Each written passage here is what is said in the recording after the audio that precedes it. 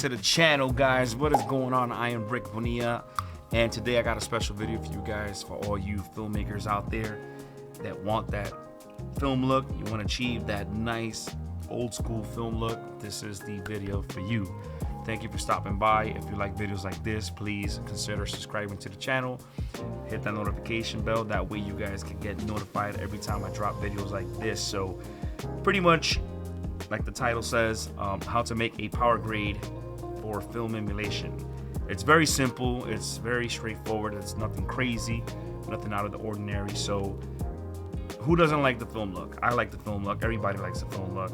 Most of the movies nowadays, people are mimicking the film look, and Davinci Resolve just makes it so much easier now with all the tools that they give you. It's just insane. So for today's video, we are going to use a clip from the A7S3, whatever camera you have that shoots S-Log3. It does not have to be A7S3, it could be the FX3, FX6, so on. So the first thing we're gonna do, we're gonna pull in an effect. We're gonna drag in the color space transform. Input color space, we are going to select Sony S-Gamma 3 Cine. Input gamma, we are going to select S-Log3. And our output color space, we are going to select Rec. 709. For our output gamma, we are going to select Cineon Film Log. We are going to make another node. And here we are going into our LUTs folder, and we are going to select Film Looks. We're gonna go all the way to the bottom. So I'm going to select the Rec. 709 Kodak 2383 D60. You can choose whichever one you like. And boom, pretty much, as you can see, it's already given us that type of look. I'm gonna play it for you guys so you guys can see.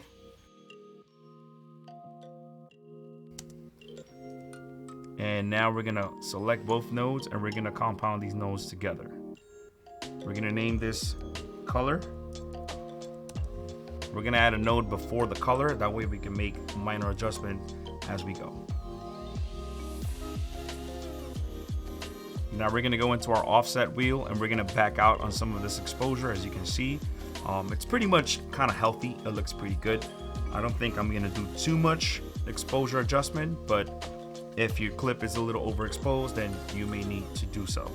Or if it's underexposed, maybe you need to add some exposure.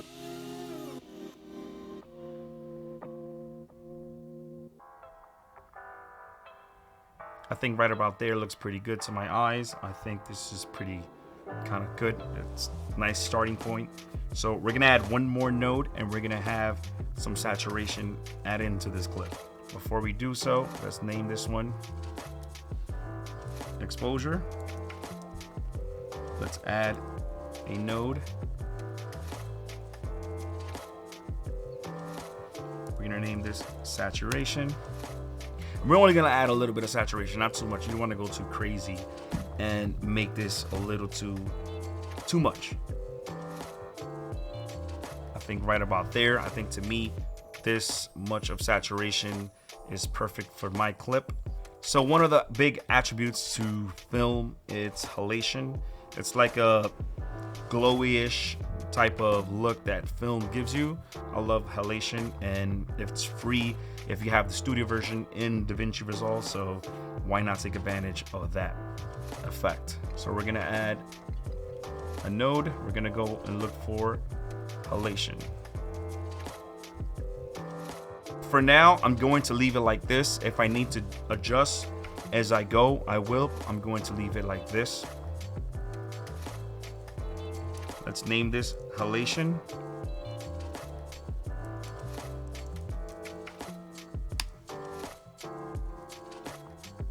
Along with halation, a film grain is a classic look to film. So we can add several ones that Davinci Resolve comes with. So let's make another node. And we're going to name this Film Grain. We're gonna go into our effects panel and we're gonna grab a film grain. And from film grain presets, I'm going to choose 35mm 400T. So we're gonna go into our grain parameters and we're gonna just the saturation, like around here. That looks pretty awesome. I kind of like how that looks. Let's back out. Now I'm going to decrease the opacity just a bit, just to back out a little bit on the film grain. Some people might like a lot of film grain. I like a lot of film grain, but I also like to have it in a control state. So, and as you can see, it looks pretty amazing, but you don't want to overdo it. So we're gonna back out on some of the opacity. Let's see right here. I think I went too back. Let's add a little bit more in. And I think right there looks pretty amazing. I think this image looks pretty good, and let's just continue. So the next node we're gonna add is pretty much something called gate weave. In other words, camera shake. Gate weave pretty much is like a camera shake. It's something that happens to film cameras over time. They kind of just, they wear out. So the film stock just moves from left to right. So it creates that kind of like, that shake in the image. So we're gonna try to mimic that with camera shake within Davinci Resolve. So let's make another node and let's add a camera shake. Let's name that camera shake. We're gonna go into our effects panel and we're gonna look for camera shake. Let's go show all, search, and type in camera shake. It's right here. I'm gonna add it to my favorites. We're gonna grab it and we're gonna add it to our node. So now this is when the fun begins. So playing the clip just with the camera shake, you guys can see this is not usable. So we have to adjust this to a credible camera shake. Okay, so on our parameters, we're gonna start off with the motion scale. We're gonna decrease it to a more credible camera shake. So we're gonna start off all the way from the beginning and we're just gonna pull off something like around, I don't know, like 20-ish around there. And let's just give it a play. It's looking good, but quite not what we want yet. We're gonna increase the PTR and let's see what we have. We're gonna play it. And now it's kind of like pretty much almost getting there to the look that we're looking for, but we're not done yet. So we're gonna go and scroll down to the bottom and we're gonna go to zoom to crop and we're gonna go just bring it down like around 15 or 20 around there. So let's just bring this down. And I would say like around here. Let's just take a look. I'm gonna make this full screen. And now you see that kind of like jumpy type of look. Now we're getting there. Now it's kind of like mimicking that film type of camera shake. So we're gonna hop out the effects and we're gonna give it a play again from the beginning. And let's take a look what we have so far. And guys, I think this is pretty much awesome. You can see the film grain, you can see the camera shake. It's looking pretty pristine, pretty nice. And I think this is done. Now you can save this power grade for your future clips that you film and you want to have a non-touch, just pretty much a film stock power grade. And you can just pretty much color grade on top of this. So let's grab a still of this thing.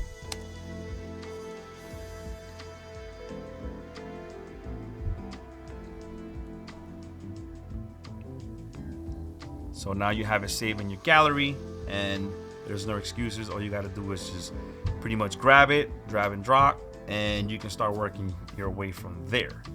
So now that you have this power grade done, if you want to take it a step further and now give it a look on top of this Film Stock Emulation, you can do so. So we're going to create another node and I'm going to name this one pretty much look.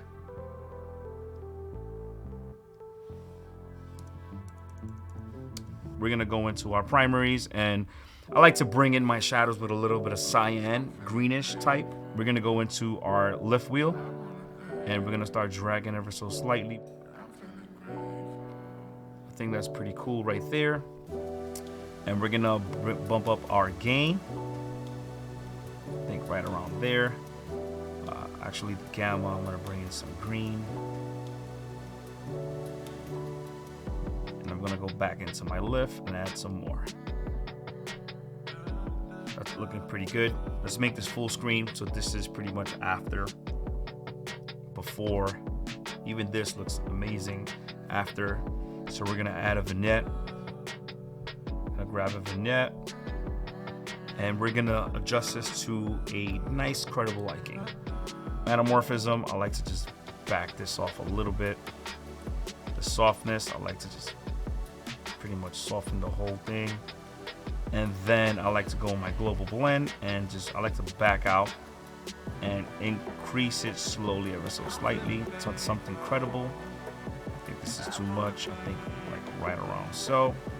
And we're gonna add one last node and we're gonna make a glow node. And I know Halation pretty much gives you almost type of that glowy around the subject or whatever is bright. It brings it up. You know, we're gonna name this glow. We're gonna go into our glow.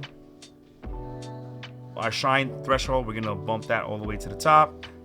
We're gonna go scroll to the bottom where it says composite type. We're gonna go to soft light. And you're gonna see a difference. Now you can see around her, like the glowy parts, like the brightest parts you're gonna see has like that kind of like glowish thing. This is after, before, after. I'm gonna play this. But we're gonna adjust it a little bit more. So we're gonna go into our gain ever so slightly because you don't want too much of it. I think that right there looks good. Desaturation, I'm gonna boost it just a tad bit. Like right around there, and the gamma, I'm gonna decrease it. Like right around so. So we're gonna put this full screen. This is after, before, after. Big difference, guys. You can see it right here. The glow doing its thing right here. And I think this image is pretty much deliverable. What's not to like about this image? It's very simple. We're gonna back this out. And let's give it some black bars, you know. So we're gonna go into our timeline. Output blanking. Let's give it a 235. Around there. Let's go into our edit. And let's just bring up the subject a little bit more taller. I don't wanna cut too much. And now we're gonna go back into our color page. And this is what we got, guys. I think this image looks amazing. Looks very cinematic. And this is all shot with a prosumer camera, A7S3. It's in the reach of all of us. If you have an FX3 or an FX6 or 9, this film stock log or any camera that has S-Log 3 and it's 10-bit will definitely, you know, work with this. This is something that it's just universal across all S-Log 3, S-Gamut 3 Cine. You know, that being said, this is pretty much a simple node, but it's very effective, very cinematic, very movie-ish. Let's grab a still. So we're gonna go back out.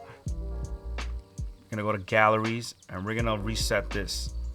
So this is what we was working with before. This is obviously log. I mean, if you was just to add just a simple LUT conversion, let's just go here. I'm gonna go into Sony and we're gonna go into S-Gamut 3.semi Rec 709, and from this that you would get, I mean, there's no fun in this. So let's go back out and let's grab what we just created. So this is just the film stock by itself, and it looks pretty good. That looks very cool, very amazing.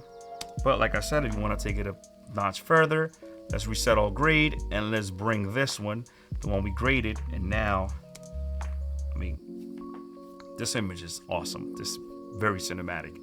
It looks pretty cool. I think anybody can achieve this. with this simple power grade. I'm gonna leave the power grade in the description so you guys can download it for free. But if you guys want to create it for fun, you know, you can watch along this video and create it and get similar results as me. And thank you for everyone that's been tuning into the channel, subscribing to the channel. And I want to say a big thank you, because before I didn't have, you know, no subscribers. I'm at 350. It's not a big number, but to me it's a very big achievement, and I thank you guys for watching my videos.